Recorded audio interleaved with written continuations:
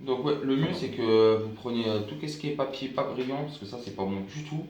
Le mieux c'est tout ce qui est journal. Alors ça c'est vraiment le top si vous pouvez en avoir, tout ce qui est parisien, tout ça. Comme on sait tous, bah, l'encre est bio, c'est obligatoire. Donc là on a vraiment quelque chose qui est 100% écolo. C'est vraiment le top pour la cheminée, ça évite tout ce qui est produits chimiques à l'intérieur, qui se met à coller. Voilà. En tout cas, vous pouvez utiliser ça aussi du carton, sachant que le carton il y a plus de bois bien sûr, hein, c'est plus épais que le journal. Donc j'en mets aussi. Très bon effet calorique quand c'est bien séché. Donc voilà, meilleure rentabilité. Pour le journal, tout ça, moi je m'embête pas. Je m'amuse pas à faire des petits bouts avec, à le découper, etc. Moi je le mets directement, je l'ouvre, je le mets directement comme ça pour préparer, je le mets dans l'eau. Hop, comme ça. Dans l'eau après, arrivé dans l'eau, je le pousse. Comme ça l'eau rentre bien dedans. Et dès qu'il s'est bien humidifié, vous voyez, ça devient facile, j'en fais des petits bouts directement à l'intérieur. Ça va super vite, ça vient tout seul. Et ça va me faire une sorte de pâte comme ça, qui va être plus facile à compacter. Alors moi, ce que je vous conseille, c'est de le laisser quand même le plus longtemps possible. Si vous avez un grand bac, franchement, c'est le top. Moi, je dirais même, vous avez une grosse poubelle ou quoi, tous les jours, dès que vous avez du papier, de le mettre directement dedans. Et comme ça, le jour où vous en avez besoin, vous n'avez plus qu'à aller le chercher. Vous utilisez la perceuse que je vous ai montré ce matin directement et pour pouvoir bien mélanger et voilà et laisser compacter tout ça. Là prochainement je vais essayer, je ferai peut-être une prochaine vidéo aussi pour essayer en mélangeant de la sciure de bois pour voir si le rendement serait meilleur, si la température du poêle serait augmentée avec un thermomètre. On verra tout ça dans une prochaine vidéo. Et là, dès que notre papier il va être bien pris, il va être bien compacté, il aura bien bu l'eau, il sera devenu bien mou, on va aller le compacter directement et je vais vous montrer l'étape compactage.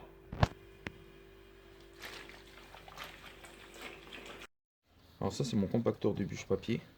Alors je ferai peut-être une prochaine vidéo, c'est pas sûr, ça va dépendre sur tous vos commentaires, comment on fait la fabrication d'un compacteur pour les bûches en papier. En tout cas, là j'ai mon compacteur avec une petite grille au fond et des trous de l'autre côté pour que l'eau puisse sortir. Et ici j'ai ma petite plateforme qui va permettre d'appuyer, de répartir le poids pour pouvoir bien essorer l'eau et avoir des bûches plus sec possible. Voilà. Vous reprenez votre mélange que vous avez fait. Vous voyez, on a bien eu le temps de travailler quelques heures plus tard. On est bien molle. Alors on déchiquette encore un peu s'il reste des bouts, ça peut arriver. Donc vous en prenez, vous n'hésitez pas à remplir hein, l'intérieur, plus possible. Alors le mieux c'est de faire ça en extérieur bien sûr, et puis bon si vous avez un appart sur le balcon, parce que ça salit quand même pas mal le jus qui va sortir. Et en fonction des papiers que vous avez mis, il y a quand même de l'encre à l'intérieur et tout, ça tâche pas. Donc vous en mettez au maximum, compacté. Voilà. Vous répartissez ça bien à l'intérieur. Vous mettez la petite trappe du poussoir. Vous dirigez bien et vous appuyez.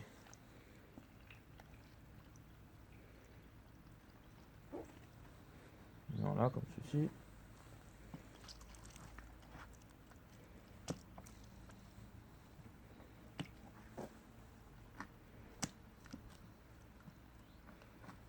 Et voilà.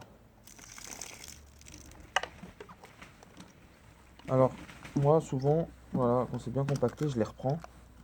Et puis j'en remets encore dedans. Et je recompacte, histoire d'avoir les bûches les plus compactées possibles et les plus grosses. Directement. Donc maintenant, vous videz un peu dans le bac, le surplus là qui reste. Voilà, comme ça on perd rien. Notre précieux papier. Voilà. Vous la retournez. Et derrière, vous poussez sur vos petits trous pour qu'elle descende. Et voilà. Un petit coup de main à prendre. Donc vous allez voir, ça sort directement compacté. Vous n'avez plus qu'à enlever la grille qui se détache toute seule. À l'arrière, votre poussoir. Et voilà. Et voilà votre bûche. Bien compactée. Et voilà. À mettre directement à sécher.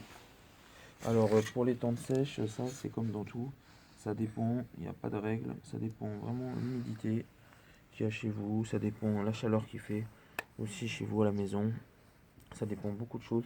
Le mieux c'est de les mettre dans un endroit chauffé et aéré au plus possible. Et voilà, si vous avez un testeur d'humidité, je vous conseille, c'est le top. Vous testez l'humidité de votre journal, de vos petites braquettes, pour voir combien ils en sont. Bien sûr, le top, ça serait d'arriver dans les 3-5%. Le temps de séchage, pour ça, compter 3 semaines, un mois. Et voilà.